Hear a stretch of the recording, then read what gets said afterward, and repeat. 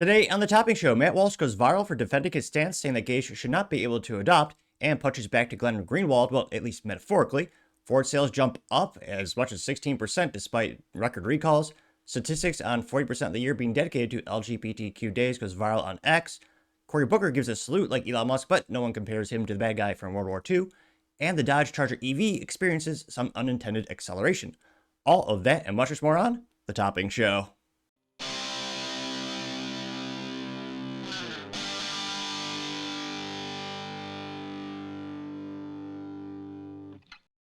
Thank you, everyone, for taking the time to tune in today. Today's episode of the Topping Show is proudly sponsored by Topping Technologies. Topping Technologies is an IT value-added reseller and services company with a special proficiency in IT security. Heck, I see their founder at least twice a day, guys, so he's quite handsome and brilliant. He's me, you see, that's the joke. If you're an IT leader or business owner, reach out to the team at sales@toppingtechnologies.com. Also, still giving away a free flamethrower with every IT purchase, with Picatinny rail adapter, so you can mount it to any standard AR-15 like all awesome accessories can be. Go to toppingtechnologies.com and click the flamethrower button to learn more and see me shooting a flamethrower. And lastly, trying to get to 6,000 subscribers by the end of the month, so if you can click that button and tell your friends, I would greatly appreciate it. Now going over to the business part of the podcast, you have Ford sales jumping up despite record recalls. They've had over 40 recalls and the year is just barely halfway done. It's as if they want to outdo their record, but nevertheless, this is brought to us thanks to a writer at CNBC, which somehow still in business, specifically Michael Wayland. And they say, quote, Ford reports 16% sales increase in May amid employee pricing and tariffs, which again is ridiculous. I'm sorry, I should put a visual disclaimer up there. You have to look at a Ford vehicle, which mostly look god awful, but nevertheless, it is on the screen now, and some people might argue it's slightly more attractive than me. Granted, it might be a low bar, but nevertheless. They say, quote, sales for the Detroit automaker were led by a 17.2% increase in purchases of its vehicles with traditional internal combustion engines, as well as a 29% jump in hybrid models. Oh, they know that, whoa, this is why you need the gas engines, because that's where the profit comes from. Those effects and those gains offset a 25% decrease in the sales of EVs, notably the electric Ford F-150, the Ford F-150, compared to May in 2024. Yeah. Apparently, people don't want a disposable vehicle. Well, I should clarify, even more disposable vehicle than the average Ford vehicle, which is saying something. Now, they say, quote, May marked the third consecutive year-over-year double-digit sales increase for the automaker, led the past 2 months with this employee pricing program that's continuing through the 4th of July weekend. Now, Ford's spokesman said, quote, Ford's From America for America employees pricing program continues to connect with consumers and drive strong sales, unquote, which... yeah, it's one of those cliche discounts that most major automotive manufacturers have done in past decades. I mean, shoot, when I was a kid, you had the GM Friends and Family discount. I mean, shoot, the Detroit Big Three, GM, Ford, as well as Chrysler, they're pretty well known for this. And again, pretty much every car brand does this from time to time. But you're getting a discount, but it's usually not technically the employee thing, but it gets the point across. Now they say, quote, the automaker announced a price promotion as President Trump's 25% auto tariffs were imported on vehicles took effect in early April. However, since then, Ford has announced that some vehicle price increases, specifically those imported from Mexico. A Ford spokesman told Reuters that the price hikes, which affected vehicles built after May 2nd, were a combination of seasonal adjustments and tariff impacts. They also note that beginning in late March, consumers rushed to purchase new vehicles ahead of the potential price increase due to tariffs, which that helped. I believe Subaru had their best year ever. Or was it Mazda? One of the two. I mean, there was a nice uptick in sales before the tariffs actually took place. Now, they note that Cox Automotive last week forecast U.S. sales pace for May would be slower than in the tariff expected. They say that Cox forecast the May seasonally adjusted rate or sales rate to be about 16 million, up slightly from a year, but a significant decline from March pace of 17.8 million and April's 17.3 million. They did know that sales volume in May expected to rise 3.2% from last year and 2.5% from the prior month, assisted by one additional selling day, according to Cox Automotive Research, which... again, I'll give Ford credit. I'm befuddled. I'm baffled that people are still buying these vehicles. Because again, even with these discounts, you're still going to have to repair the damn thing because eventually it'll be out of warranty. Come out of your pocketbook. But again, this pricing program is apparently working because they're selling, these vehicles hand over fist. It's pretty impressive. I don't know anyone personally has bought a Ford vehicle in the past, couple of years, but yeah, I'm utterly perplexed. They're half the content of the business Blunder part of the show is usually Ford. And yep, they keep going and going. So let me know, Sounds like sales are booming. Do you know anyone who's actually purchased a Ford vehicle in the past, fiscal quarter? Then what did they buy?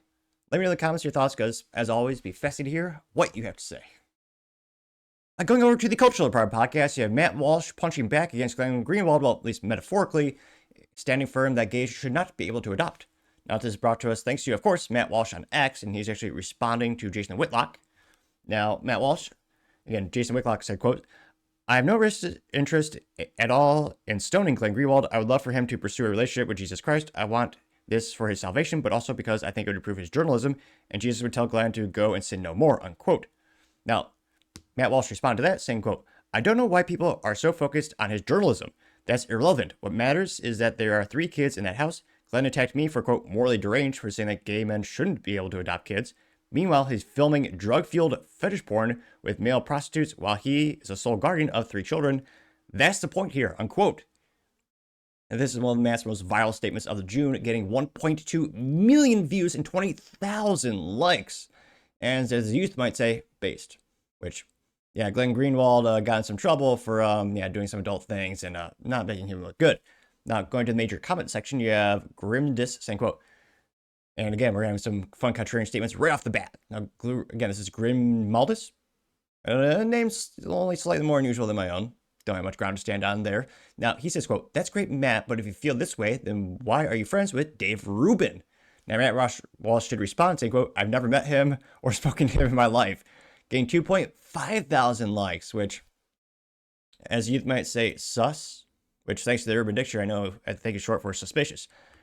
Grimaldis responded saying, quote, let's assume that through all the work Rubin has done over the years for the Daily Wire, you've never met him. Why work for a company and people that clearly do not share your values by platforming him, getting 179 likes? Now, this is an instance where Matt Walsh is, I would argue, the most famous or well-known correspondent at the Daily Wire, headquartered over in the great state, or some might argue the great country of Tennessee.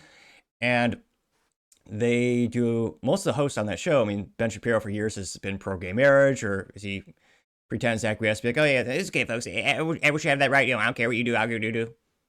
That's close enough. But yeah, it's the thing where most people at the Daily Wire, at least, the personalities are very much pro-gay marriage, which most people would say is the antithesis of, traditional conservatism. Now, again, that's the Daily Wire. Matt is very much a contrarian over there. I think that's one of the reasons he's so interesting, is that he kind of goes against the grain of the people around him, which is a rare thing. Now, you got the Blaze, which is headquartered in the great state, or I would argue the great country of Texas. And the Blaze, one of the most popular personalities, is Dave Rubin. Now, he's perhaps best well known for being someone who is gay and from the left who transitioned, well, not that kind, but you know what I mean, to being a talking personality for folks on the right side of the political aisle. Now, Dave Rubin, very controversial a couple years ago, hired a surrogate to adopt a son, where obviously I believe he's technically married to he is in a relationship with another man and married, and they adopted a kid or bought a kid with surrogacy. And Matt Walsh is very much against surrogacy in general, especially those with homosexual partners. So that's where, the division of, or the kind of the fork in the road is with their culture and their values. And yeah, it would be interesting. I don't know if Matt Walsh is kind of joking, saying I've never met him, because again, they're 2 of the best well-known conservative media companies on the planet. And I do actually wonder what are the odds that he hasn't met Dave Rubin. Again, one's in Tennessee, one's in Texas. But they also do a bunch of collaborations together. I mean, Dave Rubin has had Ben Shapiro. They've had each other. Matt and, Dave Rubin have not had each other on their shows, but the other people the networks have. I don't know. I'm actually I'd be surprised they didn't meet. Now, going back to the main comment section, you have JC saying, holy goalpost moving Batman, getting 132 likes, responding to Grimsaldis. I've never heard that before. Nevertheless, you have Skybar, these are some very unusual names, saying, quote, meth pipes and kids are red flag and people ignoring on purpose because they see him as on their side. Getting 392 likes, which, yeah, probably. Gen Z Outcast says, quote, straight couples engage in degeneracy as well. One leaked out of context video is not a solid argument for banning gays from adopting. Getting 68 likes and 91 replies to that. Did Matt respond? Let's see. Karen Soul did respond, saying, quote, buying adoption stopped being a thing when Pride to do so ran. This is terrible grammar, but I will attempt to read it. Adoption stopped being a thing when the price to do so ran above 10K. Now it's just a child trafficking, no matter how well intentioned. Pay enough, get a kid. Are you actually good enough to raise a kid? That's not important. Getting 31 likes. That is one of the bizarre, really thing. That's one of the weird things in the United States. Adoption is not just incredibly difficult in terms of qualification, which again, I do agree you have to ensure that the parents are qualified and they can actually raise the child successfully together, but it's also so like ridiculously expensive. It is, again, with so many orphans out there, I think there's got to be a way to streamline it or decrease that cost. But yeah, you're talking more than the cost of a car, like threefold, depending on what car you're talking about. But yeah, I had no idea how expensive it was until I had some friends throughout the years who started to do the adoption process. And yeah, it's extremely long, extremely difficult, and very expensive. Now, you also have Lady Heckite saying, quote, that doesn't justify sexual deviants being allowed to adopt children. If he engages in this behavior of prostitutes, what he is engaging in around the children, I am not willing to trust a person with such twisted desires around kids. Getting 34 likes. Also, United States, prostitution is illegal with the exception of, I think, Nevada or something stupid like that. And I would guess that, again, most people do interesting things in the bedroom, as they would say. But I think, crossing the line in terms of like illegally hire, prostitution, that's most people culturally speaking in the United States, I would guess be against that, though I'm not sure these days, who knows. But yeah, again, drugs and illegal sexual activities, I think are some pretty big red flags, as in you wouldn't want this person to actually have children in or around the vicinity. Going back to the main comment section, you have Ben Timevive saying, quote, do not understand, quote, the Christians defending him at all just because of good journalism, getting 110 likes. And yeah, that's another point of controversy because a lot of conservatives will also, defend Dave Rubin. And again, if you look at the base core of definite, like old-fashioned conservatism, I mean, even the 1990s, most Americans were not for gay marriage, and then even fewer were for gay adoption and surrogacy. And yet, as again, the right has moved more and more left, and left has, jumped off the cliff, you do have a lot of people defending him, I think, because he's part of the club, so to say, and now they consider him real right-wing. When, again, wind back the clock a couple years ago, everyone would have been against that. That's an interesting cultural shift we see in the United States. You also have Democrats and leftists alienating so many people that Republicans and what his conservatism, I think, has expanded so much to encompass so many people as it's kind of shifted also into politics as well. Now, I also have Isaac saying, quote, the go and sin no more gets played out more than the, quote, love thy neighbor, quote, from the Bible. I'm tired of seeing these people use Christianity to cover up degenerate behavior as whoopsies moments, getting 91 likes. Yeah, I gotta agree with that. That's a pro and con about religion. Again, most people, and this isn't a religious podcast, but I'm just saying most people who are faith-based, I mean, one of the biggest things is forgiveness. But I mean, I think a lot of people forget, there's gotta be some, I want to word this carefully, not I don't want to say retribution, but there has to be effort put forth to correct the mistakes, and you're not supposed to accept the mistakes or the behavior. You're supposed to accept the person. And I think, a lot of spineless conservatives throughout the years have just been, oh yeah, do whatever you want, we love you. And yeah, there's certain things that, no. Now scrolling this more and more, the flag guy, who I guess A+ for marketing, his profile picture is in fact of a flag, says, quote, somehow Glenn and his minions are blaming this on the Jews, unquote. Truly fascinating stuff, which makes, I didn't see that coming, but it was a comment that got 250 likes. Index Red said, quote, I'm with Matt 100% on this one. This isn't Gaza. Glenn called out Matt from a moral standpoint a month before this horrific video came out. Take the L and move on. Matt was right, getting 120 likes. Let's see. This is actually pretty good in terms of pro and con. Comment section. Dog Emperor. Interesting. A dog that's an emperor. I'm not sure where he is emperoring from, if that's a word. Though, maybe we're going to be like Shakespeare up in here and create new words. Now, he says, quote, are we fine with this? And it's a screenshot from Dave Rubin. And then again, this is years ago, I think, because Dave Rubin had a post saying, speaking of fathers, thanks for the matching onesies. You sent us governor. I'm guessing that's DeSantis because he's got the alligator. And it's little baby onesie says, future freedom voter. They got 7 likes. See, any more contrarian statements here? Going back to the main area. I think do one or two more. Spanish Baptist says, quote, those who are defending him on the grounds of privacy and consent are doing so because they agree with his lifestyle. They're not friends. Do not trust any conservatives who is homosexual and adopts children or any conservative who supports this. Don't trust any homo at all. Get 125 likes, which, again, I wouldn't go that far. Obviously, I don't agree with that statement, but it did get 125 likes, which, again, I think for most people, the thing that goes too far, well, I guess depending on what conservative you ask, yeah, the adoption, but also the drugs and the prostitutes. So yeah, the fact that so many people are defending him, it's like, yeah, there's certain things where, yeah, I don't think, especially hardcore drugs, I mean, I don't think any responsible parent would say, oh yeah, it's okay to have kids in those houses. Although maybe there would be some parents, we mostly call those types of parents Californians, though. I'm only partially kidding. Or Oregonian parents, where they banned straws but allowed all the drugs possible over there. I also have gays for Trump saying, quote, unless the kids were in the room with him, I don't care, getting 11 likes. Which, again, the drugs are still in the house, and there's still illegal activities in the house. And again, maybe I'm just overly sensitive with the drug stuff, but again, with the stuff that, I don't know, it's just, I think there's too much high propensity of risk when you have any types of illegal drugs in the house. But as always, let me know in the comments, because it'd be fascinating to hear what you have to say. Other interesting cultural news, you have a statistical breakdown saying that 40% of the year calendar is dedicated to the LGBTQ holidays, and it goes, wow, this is brought to us thanks to End Wokeness. And he claims, quote, 40% of the year is dedicated to LGBTQ+. Now, he has a screenshot, which is quite long. And again, these are not federal holidays. If they were, we'd get no work done at all. We'd be like Europe, which basically has every day as a holiday over there. Now, he claims, quote, February 19th to February 25th is the, I was going to say, I've never heard of this before, but maybe it's a thing. The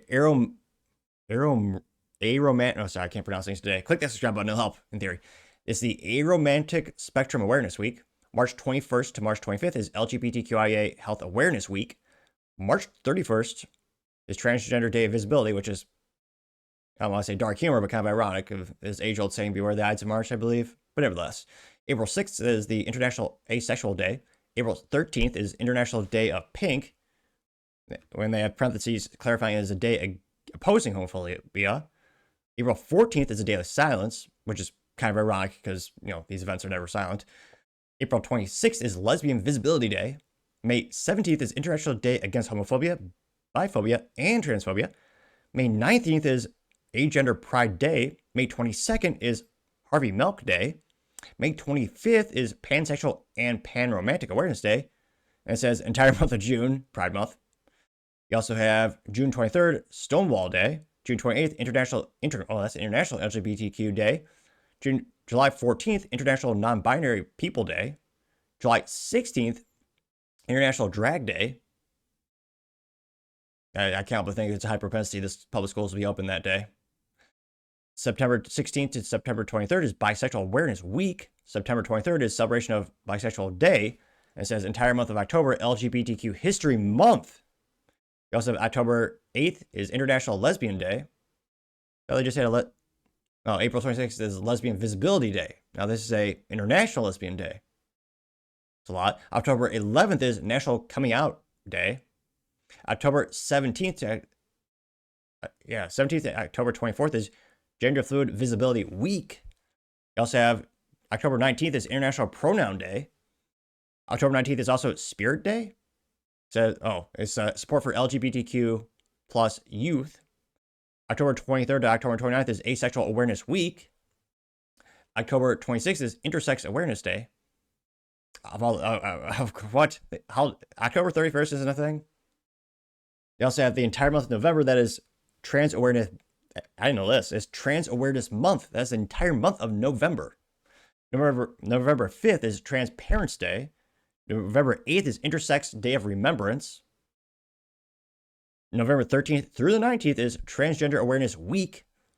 November 20th is Transgender Day of Remembrance, which, that's a lot. Yeah, I was going to say, I thought an Ed Wokeness profile was being a little bombastic, saying 40% of the year, but yeah, that is quite a lot of days.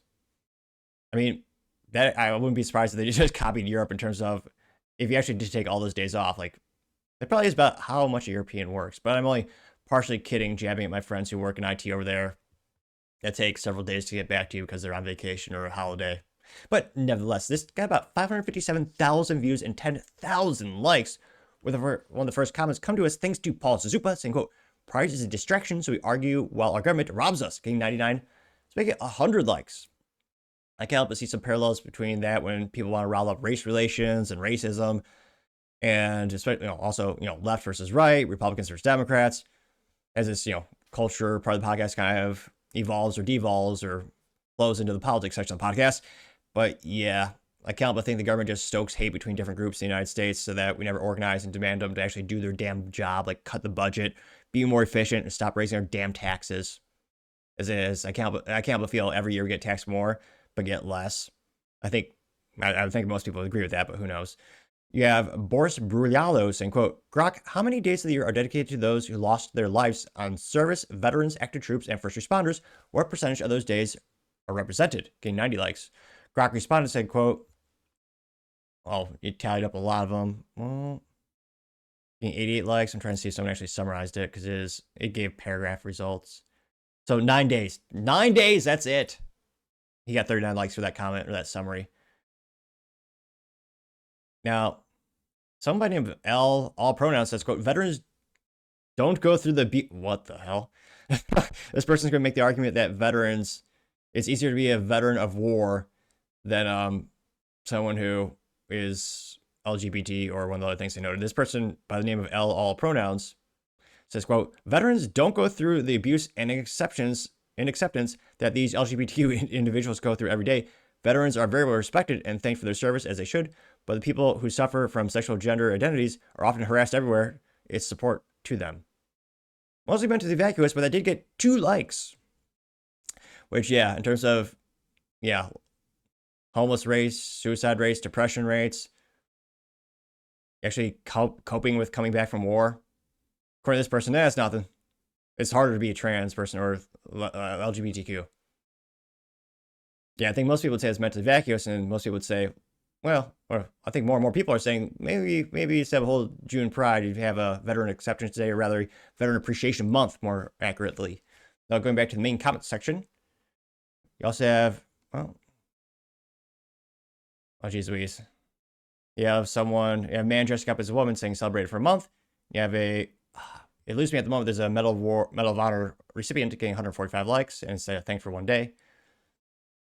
Amelia Henderson says, quote, "Time has changed now." And it's Homelander. It says, "When I used to see a rainbow as a kid," he's happy. And then when I see a rainbow now, and he's grimacing a grimace. Getting 209 likes. Yes, yeah, the Immortal saying, quote, "Teachers when I was a kid." It's all the, nice home-looking grandmas where they're actually dressed properly. And they say, "I hope everyone has a good recess. It's time for math." And then teachers now, they all look like, leftists with short neon hair. And they say, "Whiteness is a privilege. Now who's right here about my sexuality?" Getting 144, so getting 145 likes because, yeah. It's one of the weirdest things teachers love to do is come out of the closet to their kids. Not their kids, rather, the students. Which, again, remember back in the day when the teachers just taught math, science, and history? It was like a long time ago. Citizen Caller says, quote, "This is my pride flag," and it's a US flag, getting 71 likes. Moose Bull American says, quote, "Pride Month has been destroyed." There's a old man in a trench coat flashing someone. It says pervert sex offender, but then he puts on a dog mask and says pride free expression, and it's a trans flag, getting 63 likes, which, yeah, a good rule of thumb is if you would get arrested for doing something in the public park, it shouldn't be okay to do with kids in a classroom, or to have kids at a quote-unquote drag show or a kid-friendly drag show where they very much do sexual things. You have John's Mean says parody account, and it says, "Child, I'm not confused by my gender in any way." They have Yoda with short blue hair, a lot of piercings, and this public school teacher says, you will be, getting 46 likes, which is also concerning when California bans the information being shared with parents and the child starts to show symptoms and being pushed in a certain direction, aka being groomed. You also have Sandra Loftus saying, quote, "What should we call June instead of Pride Month? How about we get to keep the mouth shut about who we have sex with month?" Getting 46 likes. The Skiff says, quote, "We have been infiltrated. Start weeding them out before it's too late." Getting 54 likes. Chad Strand says, "Disgusting. No other group in America gets so much recognition as this group." Getting 27 likes. Mr. Pendulum says, quote, "Give me a follow if you agree." And it's a meme or just art, can't tell. It says Pride Month, and then it's been highlighted in the middle with a rainbow where it highlights the word completed, saying demon, getting 65 likes. That one's going pretty viral on social media. More and more people saying, like, can't spell Pride Month without demon, which technically you can't if you delete the space and combine the words. Liberty Pill Meme says all days a year dedicated to LGBT. It's a full calendar year. It's got 42 likes. James Swad says, quote, I still don't understand why this was allowed to happen. Sexual perversion paraded in everyone's face, including children, getting 66 likes. We also have naked adults parading in the public streets, literally in pride parades, and kids, there. Those people should be arrested, literally naked in the streets. But don't forget that most police are also woke and just listen to what their handlers tell them to do, not actually do the right thing, or even the legal thing. Again, this happened in Denton, Texas. There's a quote-unquote child-friendly drag show. Again, there's no such thing. They had children in the bar where it was occurring, and police did nothing because they were so cowardice. But they just didn't care. Again, the law says you can't have a child in the bar, and yet they had children in the bar when they were having a drag show. Ridiculous. You also have, let's see here, CD saying, quote, having a Pride Month is fine. I don't see it as an issue, but the rest of the other shit needs to be canceled. Pride Month was supposed to cover all of those things, getting 19 likes. I mean, it's the age-old saying, give someone an inch, they take a mile. When I was a kid, I think it was a Pride Day, and then halfway through my youth, there was a Pride Week. And again, they drilled that into our brains at public school systems. So even then, they were expanding it. And statistically speaking, eventually it'll be Pride Year, because every day will be it. It already is every day at a lot of places. Someone by the name of Super Based in Cali says, quote, good thing their agenda to indoctrinate our children has been exposed, getting 18 likes as well. So again, we'll see how, and again, these are not federal holidays in the United States. Those are actually moderately rare in terms of you look at the calendar. But again, a lot of businesses will give kudos and accolades to these events. They'll give employees paid time off. And again, they're a private business. They can do whatever they want. And it'll be interesting to see in terms of the public adoption and the public acceptance. Do they choose to patronize those businesses? Do more and more people want more and more days off like this? Do they participate in it? I kind of think the pendulum is swinging back, but let me know your thoughts, because as always, be fascinated to hear what you have to say. Now, going over to the political part of the podcast, you have Cory Booker giving a salute like Elon, but gets no backlash from the mainstream media, because of course they're corrupt and evil. This is also credited to End Wokeness on X. And he says, quote, spot the difference. And Cory Booker in front of a podium says CA Dem, or California Democrats. Then you have Elon from the presidential seal. And it's the same. Literally the same thing. To Cory's credit, not that he deserves much, he did suit up for the occasion, so he's done one smart thing in his life. Pretty low bar, but yeah. Literally, even almost the same exact facial feature as well, where they kind of purse their lips. And that got 1.8 million views and 21,000 likes. One of the first comments come to us thanks to Gunther Eagleman, saying, quote, Cory Booker is a Nazi. Their rules, getting 1,000 likes, which, of course, not one mainstream media pundit will ever say that. Now, you also have the gas stove, our favorite contrarian, which, spoiler, it's kind of a, gaslighting account. Now, he says, quote, Cory Booker is Jewish and he wasn't biting his lip aggressively like Elon did during the gesture, so it's not a Nazi salute. Got 55 likes and 58 responses, which is one of the most popular ones, which is why I'll dive into that really quick. Now, going to the responses for the gas stove, you have Howman Dave said, quote, Elon is a Hebrew man, making Elon a Jew as well, getting 6 likes. The gas stove says, but Musk is German name, so it nullifies his Jewishness for fortunately or unfortunately getting 3 likes. He's also African, too. Soncesto says, quote, what BS? Elon was not doing a Nazi salute. That is outrageous and defamatory. Biting the lip is the measure, unquote. Getting 13 likes. Going back to the main comment section, you have Crazy Vibes saying, well. It's a picture of Elon Musk drinking water, and lo and behold, so did Adolf Hitler. Then you have the little scratch art saying, well, getting 284 likes. And they were actually both drinking them from a glass cup. You also have Western Decline says, quote, the media when Democrats lift their arms, I see nothing. When the media, Elon lifts his arm, Nazi. You have literally, Hillary Clinton, Barack Obama, Elizabeth Warren, and who was that gal? She was mostly known for doing nothing. I'm only partially kidding. It's Kamala Harris, getting 275 likes. Buckeye USA is a picture of the Bart meme, where Bart's blind and Cory Booker is doing the salute. And then you have Bart, using the telescope when Elon does it, getting 93 likes. Gigi says, quote, there's no difference. The only difference is that when Elon did it, none of the conservatives came out to attack him. However, Cory Booker is being attacked by conservative Republicans because he's a Democrat, getting 33 likes, which, again, we don't actually think, no one thinks he's actually doing it. We're just pointing out the hypocrisy of the mainstream media. Gideon responded, say, quote, and Democrats firebombed Tesla dealerships and vandalized hundreds of Tesla-owned cars by keying swastikas into the cars, getting 44 likes. Yep. Will Paul says, no one talks... What? No one talks like a Nazi and supports Nazi ideas, which is why no one thinks he's a Nazi. It's not that complicated. And 322 likes. Tony says hypocrisy is finest, getting 237 likes. 2V News says one is an excuse for leftists to push propaganda against Trump. The other is ignored because it can't be used as propaganda against Trump, getting 57 likes. Cassie N says can't wait for the political article on Cory Booker. This is a political article. They didn't highlight the date or screenshot the date, but it says Elon Musk's Nazi salute sparks fury from Europe's left wing, getting 53 likes. So it's also Europe, which is a weak, conquered nation. Even if you're doing anything bad, what would they do? They would do nothing to resist. Jillian says, quote, open hand speed, hand gesture high above the head. If Elon did what black guy did, I wouldn't call it a Nazi salute. Elon is indistinguishable.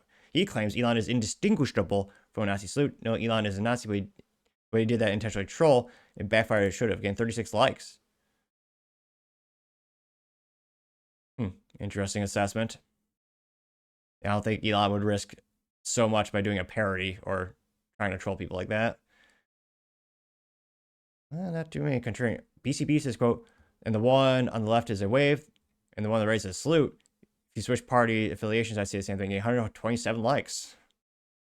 Which, again, the angle is exactly the same. You also have Tim Walsh doing the same thing, where there's a video compilation. It says mainstream media equals only one of these is a Nazi salute. And again, they have Elon, Cory Booker, as well as Tim Walsh, all doing the same damn salute, getting 77 likes. And again, you have a bunch of ridiculous memes, but yeah, in terms of negative ramifications, Cory Booker, none. Obviously not. They'll still continue to prop him up and give him accolades and airtime, but yeah, just kind of further highlights the discrepancies in mainstream media, and hopefully just wakes more people up. But let me know your thoughts, because as always, be fascinated to hear what you have to say. Now, going over to the business blunder of the day of the Dodge Charger EV experiencing some unintended acceleration, which is actually pretty fascinating because that means someone actually bought the car and then someone actually drove it, which I didn't think that ever happened. Now, this comes to us thanks to Motor1.com, and I'm sorry, I'll put it here right now. Visual disclaimer, you're going to have to see a Dodge Charger. It's also credited to Chris Perkins. And they say, quote, Dodge Charger EV owners are reporting unintended acceleration. When we reach out to Dodge for comment, the automaker didn't offer an explanation. Here you can see the Dodge Charger in, well, no one's going to say in all of its glory, in a slightly bastardized, updated body and soulless, engineless, Hemiless engine bay. Now, going into the actual substance of the article, and apologies for that. They say, quote, two words an automaker never wants to hear: unintended acceleration. It nearly sunk Audi in America in the 1980s and was a huge scandal for Toyota in the late 2000s/early 2010s. Both cases were totally unfounded, caused by user error, damaging both brands' reputation regardless. Now a handful of Charger Daytona EV owners, including Edmunds.com, have reported unintended acceleration of their cars.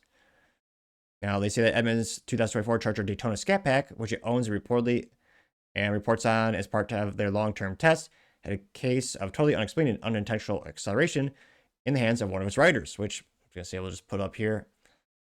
And God, that's a boring looking car.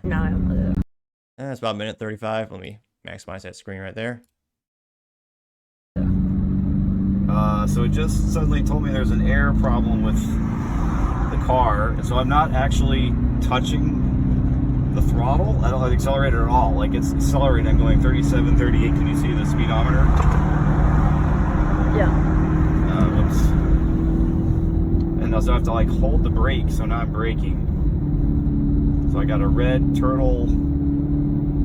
There's something wrong with their battery regeneration. Yeah, so it's constantly accelerating. And so I have to like hold the brake down to slow down. The paddles don't work. So I can come to a stop.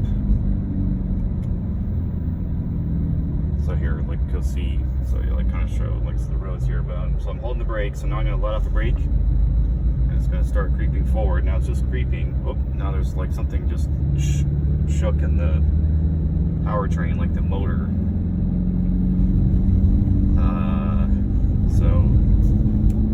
Yeah, and then there's these other warning lights. I got a stability control warning light, collision, I think frontal collision warning light. So those are off, and I'm still, again, I'm not touching the accelerator. Oh, dude, I'm like 45. Oh, hold on.